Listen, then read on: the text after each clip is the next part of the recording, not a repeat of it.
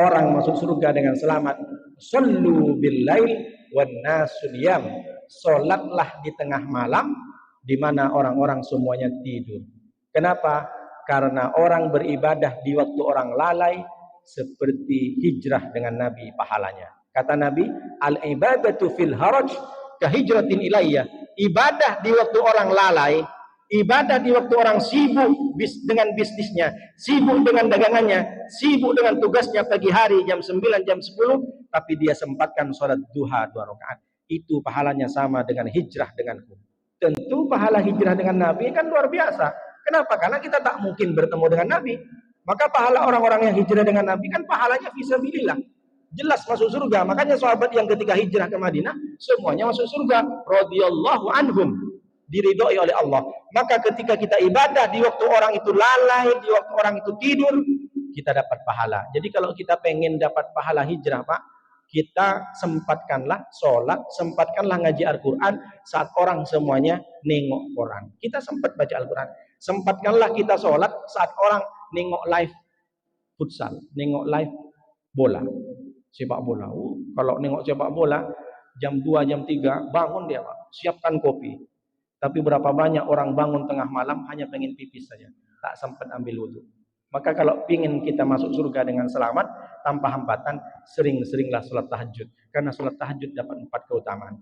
Wa minal laili fatahajjad bihi nafilatan laka asa ayyab'aka rabbuka maqaman mahmuda wa qul rabbi adkhilni mudkhala sidqin wa akhrijni mukhraja sidqin waj'alni min ladunka sultanan nasira. Sholat tahajud Allah berikan tempat yang terpuji. Kalau masih di dunia, Allah muliakan kedudukan dia. Kedudukannya dia bagus, kerja di satu kantor, diberikan gaji, diberikan insentif yang lebih daripada yang lain. Kenapa? Karena dia sering tahajud. Yang kedua, orang tahajud, wa qul rabbi adkhilni mudkhala sidqin. Setiap pagi Allah berikan ketenangan, tidak ribut dengan istrinya. Setiap mau mengawali pekerjaan Allah berikan ketenangan. Berapa banyak orang pagi-pagi mau berangkat ribut dulu dengan anaknya, ribut dengan istrinya, bahkan ribut dengan tetangga. Kenapa? Gara-gara parkir, gara-gara parit.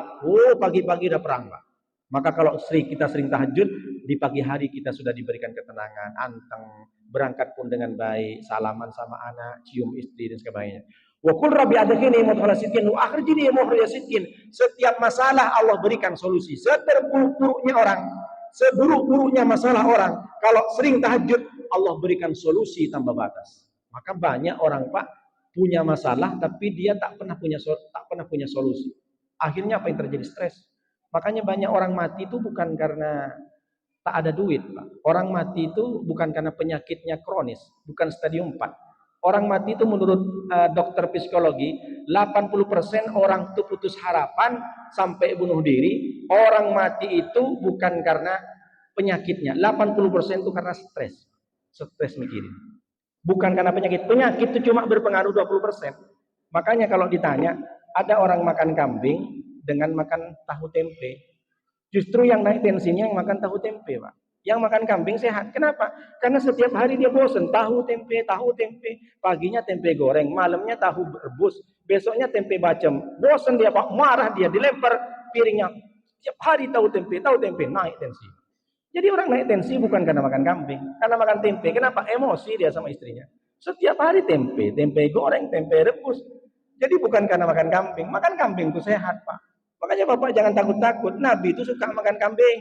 Nabi itu suka makan kambing kaki depannya yang kanan. Jadi kalau Nabi itu pergi ke rumah Yahudi, ya Rasulullah suka apa? Suka kambing.